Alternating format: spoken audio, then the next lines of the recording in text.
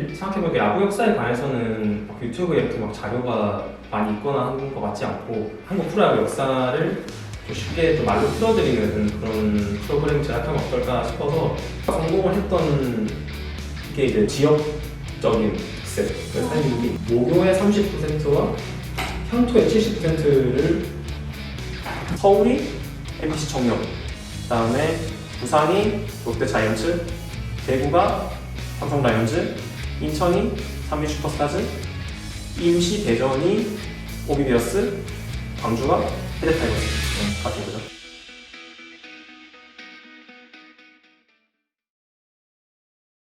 그렇게 해서 6개의 팀이 완성이 됐습니다.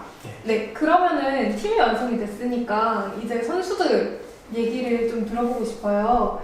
근데 저는 아무래도 돈이 정말 궁금하거든요. 선수들 연봉은 어떻게 특정이 됐나요? 사실 이게 돈이 제일 중요한 부분이다 보니까 프로는 돈이죠. 프로는 돈이죠. 프로는 그쵸, 돈으로. 예. 이게 근데 이제 사실 기존에 프로에 있던 프로 선수들을 끌어와야 되는데 이제 그 선수들이 결국 어디 있는 선수들이냐면 아까 말했던 그 실업 야구에 있던 선수들을 말해요. 근데 지금이랑 달라서 이제 그 시절에는 다 정년 보장되는 그런 시절이었지 않습니까? 그렇죠. 그래서 그렇죠. 예. 그 선수들 가만히 있으면 어차피 정년 보장되는데 굳이 프로로 오게 하려면 이제 그만큼 메리트가 있어야 되기 때문에 그래서 이제 많이 높여졌어요. 그래서 그 당시에 이제 김봉현 선수가 약간 거의 최고급 대우를 받았는데 실업 야구에서 김봉현 선수요? 예. 그 선수가 연봉이 480이었어요.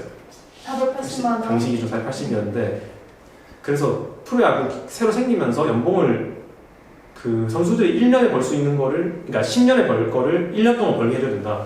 그러니까 그런 모토를 가지고 연봉을 책정했기 때문에 실업야구 최고급 선수였던 김봉현 선수가 480만 원인데 프로에서는 최하급 선수가 600만 원을 받았어요. 그래서 크게 말해서 이제 계약금의 등급이 A, B, C, D, E, F 특급 해서 기본 6등급의 특급이 있었고 그 다음에 연봉 등급이 A, B, C, D의 특급이 있었거든요. 특급이 2,000에 2,400이고 계약금 2,000, 연봉 2,400. 근데 이제 그렇게 조금씩 내려오는데 제일 낮게 받아서 하면은 계약금은 아마 없나 그렇고 이제 연봉은 600. 근데 600도 아까 말한 대로 실업야구 최고급보다 더 높은 수치가 그렇게 됐죠. 그때 실상 특급은 박철수 선수 1명밖에 없었고 방금 말씀드린 김봉현 선수는 이제 그 A급으로 분류가 돼서 아마 2천만 원인가? 뭐 그렇게 네. 받았던 걸로 알고 있습니다. 아무래도 김동현 선수는 당시에 거의 30대 정도니까 나이가 있으니까 네. 그때 당시에 30이면 굉장히 노장축에 속하기 때문에 그렇죠. 아마 그 정도 좀 깎이지 않았나 생각합니다. 네. 당시에 특급 선수의 연봉이면은 지금으로는 어느 정도라고 생각하면 될까요? 비유가 있었던 게 무슨 서울에 뭐 아파트 네. 하나 사고 그러니까 막 그런 게 거의 그때 아마 1년 받아서 살 수 있던 받아서 한 2채로 살 수 있었던 것 같은데 네. 아파트 주택. 음마 아파트 가격 생각하시면은 그거 두 채라고 생각하시면은 대충 뭐 나오지 않을까. 음마 주택. 음마 주택. 확 와닿는 설명 네. 감사합니다. 감독들은 어떻게 정해졌고 감독들의 연봉은 어땠고 그런 이야기가 좀 궁금한데요. 감독 같은 경우에는 이제 좀 확실하게 이런 구단주가 원해서 했던 감독들이 있었거든요. 해태 같은 경우에 이제 해태는 자기들은 김동엽 감독을 가지고 자기는 김동엽 감독 아니면 참관 안 하겠다 뭐 이런 식으로 얘기해서 김동엽 감독을 이제 데려갔죠. 이제 김동엽 감독은 그 이제 박건배 당시 해태 회장하고 경복고등학교 동문이었다고 해요. 네. 아마 김동엽 선배인가 뭐 네, 아마 선배여서 그런 것도 있고. 그래서 설명해주면 김동엽 감독이 아까 말씀드렸듯이 빨간 장갑의 마술사 그런 얘기가 있었잖아요. 그래서 네. 거쳐왔던 게 건국대, 뭐 한양대 이런 데를 거쳐서 또 실업 롯데 자이언츠라고 있었어요. 이제 실업 시절에도 롯데가 있었거든요. 이제 거기서 초대 감독을 하면서 또 북토 종주 뭐 이런 훈련도 하고 이제 그런 훈련을 했다고 해요. 또 롯데 같은 경우에는 박영길 감독이 박영길 감독이 취임했는데 이분은 아까 말씀드렸던 실업 롯데 감독이었습니다. 그러니까 그냥 옮겨온 거죠 그냥. 그 실업 야구 롯데 자이언츠가 네. 프로 그대로 그렇죠. 그 감독만 옮겨온 거죠. 감독이 그대로. 네. 그리고 또 박영길 감독도 아까 말씀드렸듯이 경남고 출신이기 때문에 네 연고지 경남고는 성골이기 때문에 그렇죠. 연고지 출신 선수기 때문에 이게 또 감독으로 선임을 했습니다. 그리고 또 나머지 분들을 말씀드리자면은 오비 같은 경우에는 김영덕 감독이 부임했습니다. 이분은 이제 한일은행 감독을 하셨고요. 한일은. 네, 그리고 또 당시 오비 연고지가 충청도였잖아요. 네. 충청도와 관련 있는 경력이라고 하면 당시에 그 천안부일고등학교의 감독을 아, 북일고등학교. 네, 감독을 맡았기 때문에 또 그런 관련이 있겠죠. 그리고 삼성 같은 경우에는 서영무 감독이라는 분입니다. 아, 이분은 이제 별명이 대구 야구의 아버지.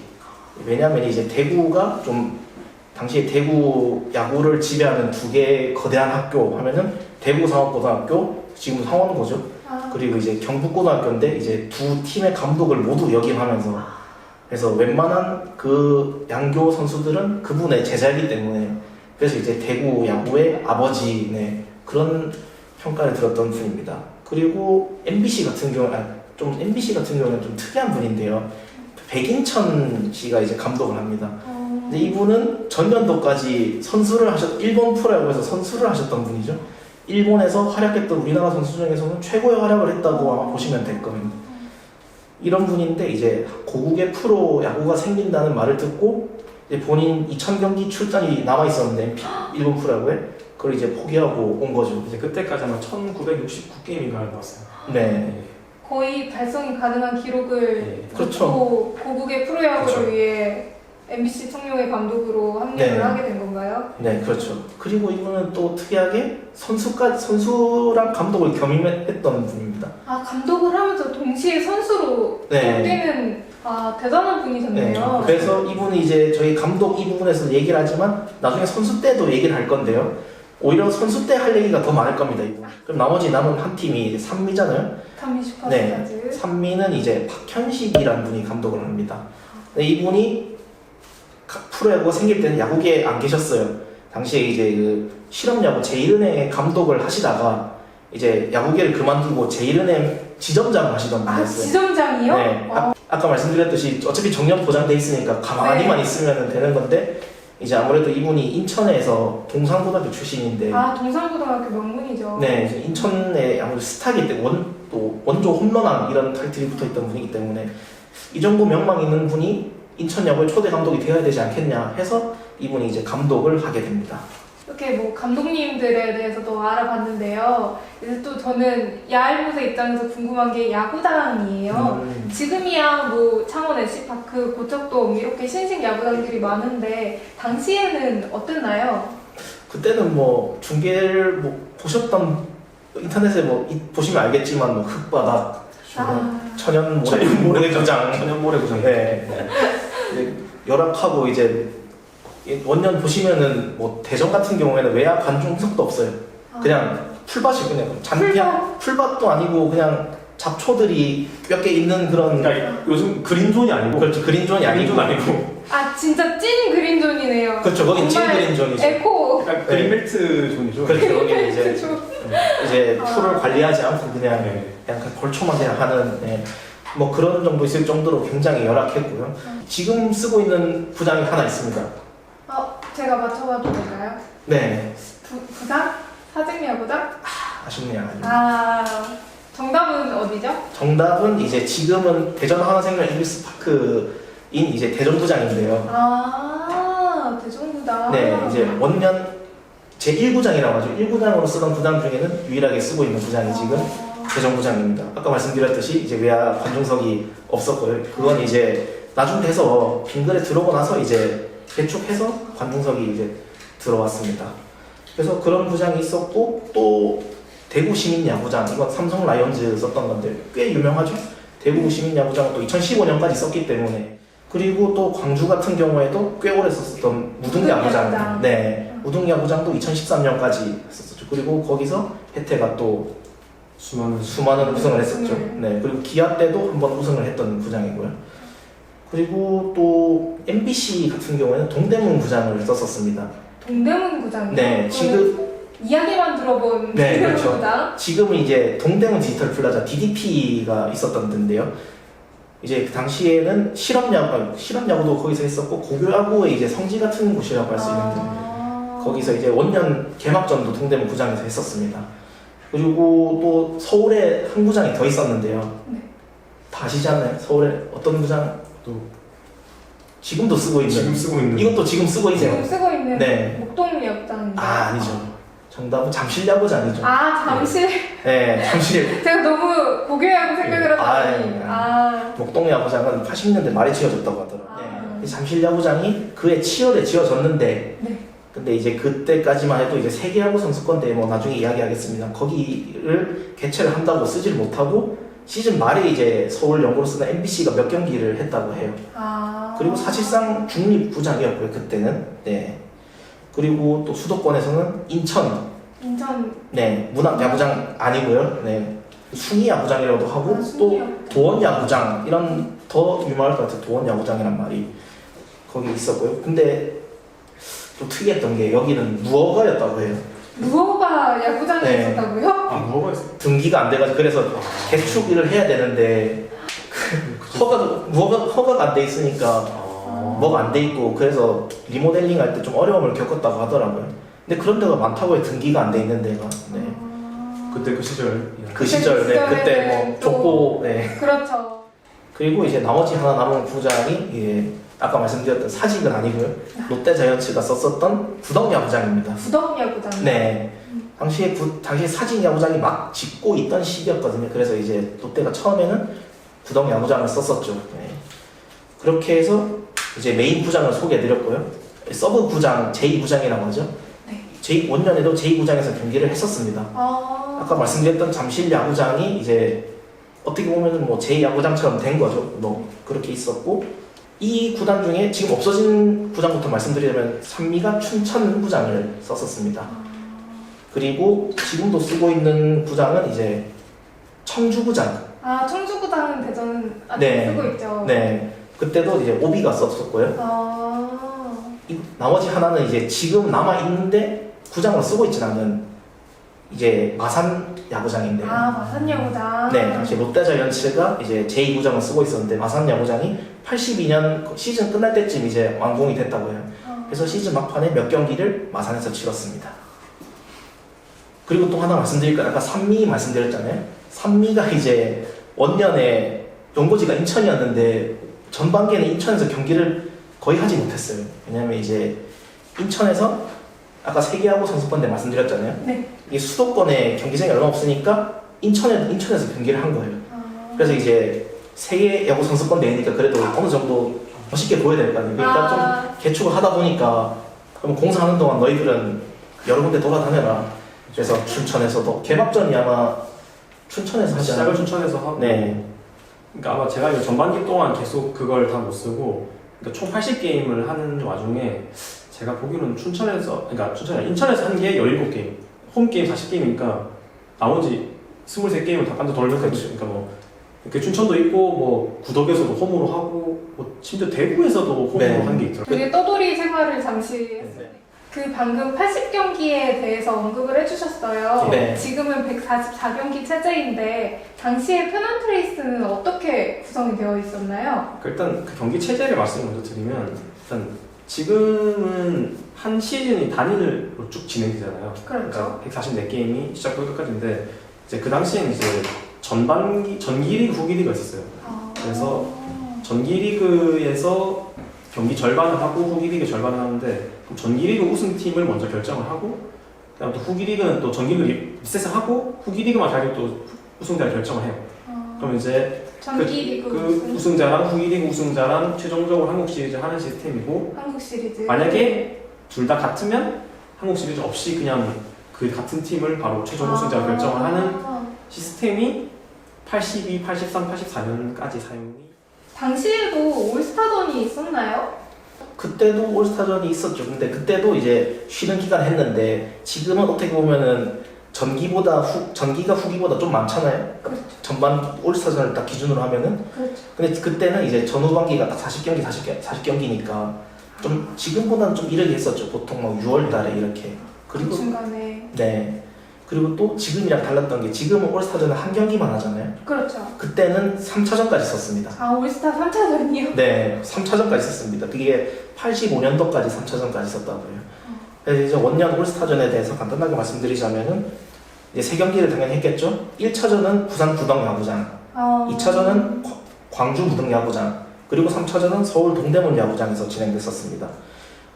간단하게 또 말씀드리자면 1차전 이제 구덕구장에서 했던 경기는 뭐 특이한 점은 없었는데 이제 탤런트 이경진 씨가 시구를 하셨는데요. 이게 프로야구 최초의 연예인 시구였다고. 아 정말요? 네. 그때는 이제 뭐 대통령, 국무총리, 시장 이런 분들이 정치인 위주의 근엄하시는 시구. 분들. 근엄하신 분들이 하면은 좋은 이제 말씀도 하시고 훈화해주면 또 박수 쳐주고 이런 분위기였는데 그때 연예인 시구가 굉장히 흔치 않았죠. 네, 아무래도.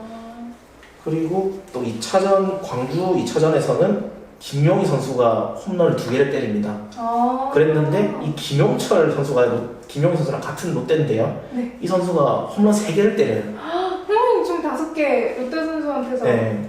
그리고 김용철 선수가 홈런 3개를 때렸으니까 이거 MVP 되겠는데? 약간 이런 게 있었죠. 그래서 김용철 선수가 속으로 생각을 했겠죠. 차 내 거다. 저 차 그렇죠. 문까지 땄다. 네. 그렇죠. 거의 지금 차키를 차키 받은 꽂고 이제 순간 사이드 이제 내렸다 하고 있는데 이제 3차전에 뒤집어 버립니다. 이게 뒤집은 선수가 누구냐? 바로 2차전에서 홈런 2개를 때렸던 김용희 선수인데요.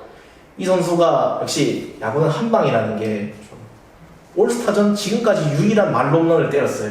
아 그때부터 지금까지 유일한 네. 말홈런이요? 2019년까지 올스타전에서 말홈런이 나왔던 게 그 김용희 선수의 말홈런이 유일합니다.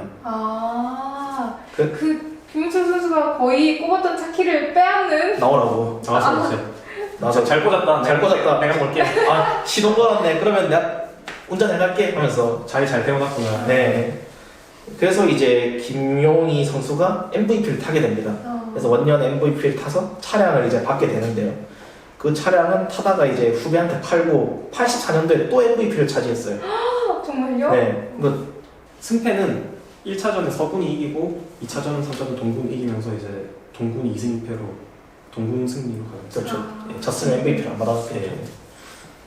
네, 이야기를 듣다 보니까 좀 페넌트레이스에 대해서 좀 더 자세하게 알고 싶은데 좀 얘기해 주실 만한 이야기가 있을까요? 먼저 정기리그 말씀을 먼저 드릴게요. 일단 개막전이 3월 27일에 됐습니다. 그래서 일단 4월 시점에서 대강의 상황을 말씀을 드리면 6팀 중에서 삼성이 제일 먼저 치고 나갔고요. 그 다음에 오비가 근소한 차이로 2등. 그 다음에 뭐 나머지 팀들 특히 3위가 좀 바닥에 깔려 있었습니다. 롯데도 깔려 있었고요. 이제 그러고 나서 이제 사실 우리가 중요한 거는 사실 선두가 더 중요하니까 선두 중심 말씀드리면 5월 들어서 오비가 갑자기 확 치고 나가요. 그래서 5월에 오비가 11승 2패를 하면서 삼성을 완전히 따돌리고 이제 이때 이후로 삼성한테 1등을 한 번도 안 뺏기고 쭉 독주를 정기리그를 하게 되고요. 이제 특히 이 과정에서 좀 중요했던 게 5월 22일, 23일에 삼성 오비전이 있었어요. 이제 그때 두 경기를 다 오비가 잡으면서 이제 완전히 삼성이랑 좀 거리를 두게 됐죠. 예. 참고로 이때 이제 또 특히 프로야구 초기에서 빠질 수 없는 관중 난동이 또 생깁니다. 그래서 관중 난동이요? 예. 난입하고 불 질러야 재밌죠. 다행히 아직 불은 안 질렀고 불은 안 질러. 예, 이때는 삼성이 이제 연패를 하고 나니까 이제 관중들이 분을 못 이기고 이제 선수단이랑 선수단 버스에 이제 소주병 돌멩이를 던졌던 그런 사건이 잠깐 있었습니다. 그래서 이제 어쨌든 뭐 그런 불구하고 오비가 열심히 독주를 했고요. 그러고 나서 6월에 오비가 4게임 남기고 최종 우승을 확정을 하고 그 다음에 이제 29승 11패 40게임인가요? 그래서 최종 성적은 29승 11패로 확정이 됩니다. 참고로 이제 전기에서 한 경기가 5천으로 밀려요. 그게 이제 삼성 MBC 경기가 5천으로 전기에 소화가 못 되고 뒤에 밀리는데 이게 또 뒤에 또 슬픈 사연을 만들어냅니다. 뒤에 말씀드리고요. 그 다음에 우리나라 최초의 야간 경기 나이트 경기가 이제 82년 5월에 그러니까 프로야구 야간 경기가 82년 5월에 열리는데 이게 또 하필 첫 경기가 5월 12일에 있었는데 이게 또 비가 와서 우천 취소가 됐어요. 그래서 노게임이 되고 공식적으로 기록된 나이트 경기는 5월 20일 서울에서 열린 삼성 대 산미 경기가 됩니다. 그러니까 이것도 지금 보시면 사실 삼성 대 산미 경기인데 서울에서 열렸죠. 그렇죠. 네, 산미가 계속 이동을 해서 산미가 이동한 것도 있고 그 당시에는 또 이제 그냥 관중 흥행 이런 차원에서 그냥 서울에서 경기를 한 경우도 제법 있더라고요. 관중 흥행을 위해서 그런 서울 경기를 네, 그런 것도 있었던 것 같아요. 아무튼 그래서 전반기는 대강 결론적으로 오비가 아무튼 독주를 열심히 했다. 오비가 완전한 강팀으로 보시면 될 것 같습니다. 그래서 또 저는 또 반대쪽에서 독주를 했던 또 팀이 있었는데요. 바로 산미 슈퍼스타즈입니다. 산미가 이제 시즌 초반에는 거의 롯데랑 비슷했죠. 예. 그러다가 이제 쭉 내려갑니다. 어디까지 내려가시는 어디까지 내려갈지 정말 상상할 수 없는. 상상할 수 없을 정도로 내려가는데요. 그래서 정기리그 40경기에서 10승 30패를 기록합니다. 10승 30패요? 네. 아까 말씀드렸던 감독이 6분 있었잖아요. 네. 그 중에서 박현식 감독님이 먼저 이제 속된 말로 모가지가 된 거죠. 첫 번째 경질인가요? 그렇죠. 그렇죠. 이게 어떻게 되는 사연이냐면은 산미가 초반에는 적당히 나가다가 4월 25일 오비베어스 전에서 초반에 8대 0으로 앞서 나갑니다. 야, 이기겠구나. 8대 0이면 승리를 예감할 수 있는 그렇죠. 것이죠. 그랬다가 오비가 야금야금 쫓아갑니다. 아무래도 강팀이니까. 그렇죠. 네. 우리는. 그래서 산미가 위기감에 에이스급을 총투입했는데 그분들이 다 두들겨 맞습니다. 그래서 8대 0이었는데 12대 8로 뒤집혀요. 그래서 그랬는데도 산미도 내가 8대 0까지 앞섰는데 억울하니까 또 계속 점수를 내서 한 점 차까지 쫓아왔어요. 한 점 차? 네. 그랬는데 근데 결국 그대로 졌어요. 오비도 이제 12대 8 됐을 때 이길 거라고 확신을 했을 텐데 또 따라오니까 에이스 박철성까지 투입해서 겨우 막아냅니다. 그랬는데 하필 이 경기를 산미 회장님이 보고 있었습니다. 또 회장님도 그때 회장님들은 또 이거니까 그렇죠. 보고 이제 또 그분이 젊었어요. 35, 30대였는데 그래서 이제 혈기가 있을 때니까 You're fired. 예. 그렇게 해서 인천야구의 대부 박현식 감독님이 이제 총감독으로 이동을 하면서 정확히는 잘린 건 아니고 잘린 건 아니고 일선에서 물러나시는 총감독으로 물러나시죠. 총감독이라는 새로운 직책을, 직책을 예. 이게 직장으로 치면 이제 책상을 그, 자리를 옮겨. 그렇죠. 약간 다목적실로 옮겨놓은 자리를 그런 안타까운 길이 네. 있었네요. 그리고 그러면서 이제 이게 한 번 호구가 잡히니까 계속 잡혀버려서 결국은 오비전 16경기에서 모두 패배하게 됩니다. 모두 패배요? 네. 16경기를 전후반기 16경기를 모두 졌습니다. 그런 일이 있었군요. 예, 상대 전적 전패가 82년 오비 상대로 3위밖에 없습니다. 유일한 그렇죠. 기록. 격대로. 2018년 LG도 1승을 했고 2016년 롯데도 1승을 했는데 전패는 유일했죠. 1982년 산미가. 그리고 감독님이 한 번 더 날라갔습니다. 어떤 감독님이? 바로 이제 아까 말씀드린 해태타이거즈의 김동엽 감독님인데요. 이분은 이제 구단 내부 사정으로 인해 가지고 이제 잘리게 됐는데 어떤 일이 있었죠? 그러니까 이게 이제 이분이 완전 소맨십이 좀 강한 쇼맨십 강한 네, 아까 약간 말씀해주신 술 마시는 거 좋아하고 좀 이런 좀 분이었어요. 마초적인. 근데 이제 그러니까 혜태가 첫 경기를 3월 28일 롯데랑 하는데 이제 그때 14대 2로 롯데한테 대패를 합니다. 근데 이제 롯데가 사실 출발은 좋았어요. 그래서 3연승을 했습니다. 아무튼 그래서 혜태가 대패라고 하니까 조창수 코치가 두 명 있었거든요. 근데 그중에 조창수 코치라는 약간 타격 담당한 코치를 근신 처분을 해버려요. 근신 처분이요? 그러니까 경기장 나오지 마. 사실 근데 또 한 경기 하고 한다는 건 웃긴 건데 어쨌든 그래서 그렇게 했어요. 그래서 그런 게 있었고 플러스 이제 막 밤마다 막 좀 술자리 이런 걸로 막 좀 괴롭혔어요. 정신적으로 많이 괴롭히다가 이제 4월 24일에 이제 삼성 경기가 있었는데 그 경기에 갑자기 이제 코치가 조창수 코치랑 그 유남우 코치가 둘 다 경기장에 안 나옵니다. 그러니까 4월 24일 그날 새벽에 이제 그 김동현 감독이 본인 친구 플러스 이제 여자 그 접대하시는 그런 분들을 데리고 왔는데 와서 이제 코치 두 명한테 또 코치도 부른 거죠. 불러서 막 인간 이하의 대접을 하면서 엄청 모욕적인 걸 한 거예요. 했다고 일단 알려져 있습니다. 그래서 4월 27일에 코치 두 명이 인간 이하의 대우를 받으면서 야구 못하겠다 하고 이제 사의를 표시하니까 이제 결국 4월 29일에 여기도 또 총감독 되십니다. 그래서 그러니까 정확히 말씀드리면 김도희 감독이 총감독이고 박현식 감독님은 단장. 예. 아무튼 뭐 그게 그때는 단장이 지원 단장이 아니기 때문에 그게 그거기 때문에 그래서 그렇게 되고요. 여기도 책상을 빼는. 그렇죠. 근데 그래서 결국 근데 김도희 감독님은 끝까지 연봉 다 받았고요. 근데 이제 그러고 감독 대행을 이제 조창수 코치가 그대로 맡아서 하고 또 조창수 코치랑 또 유나모 코치가 2명이 있었는데 이분은 또 감독 대행을 합해서 총 4번을 하는 네. 시간을 씁니다. 그 감독 대행만 하셨던 감독 두개 대행만 합쳐서 감독 대행 4번. 참고로 근데 이것도 김도희 감독이 얘기 안 들어볼 수 없으니까 본인 주장으로는 김도희 감독 주장입니다. 김도희 본인이 쓴 책에는 네. 본인이 데려온 그 술친구라니 그렇지만 그분이 이제 경북야구협회 회장이라는 전정득 씨라는 분인데 그분한테 예의를 안 갖췄다. 코치들이 안 갖추고 모르는 척하면서 돌아가 버렸다. 그래서 나쁜 놈들이라고만 돼 있고 술 이야기는 일절 없습니다. 그래서 뭐 아무튼 판단은 양쪽의 이야기를 다 들어봤습니다. 네. 일단 그런 일이 있어서 어쨌든 이분도 13게임 만에 나가시고 앞에 인천에서 선미 박현식 씨도 13경기. 근데 이제 성적은 각각 그 김도희 감독이 5승 8패, 박현식 감독이 3승 10패 그랬습니다. 아까는 전기는 이제 삼성 OB가 좀 이렇게 치고 나갔으면 후기는 7월에 이제 삼성 MBC OB 세 팀이 각축전을 거의 산미는 7월에 1승 11패를 합니다. 정말 산미는 전설이다. 네, 정말 산미는 관중 난동도 발생합니다. 관중 난동은 빠지지 않는군요. 이번에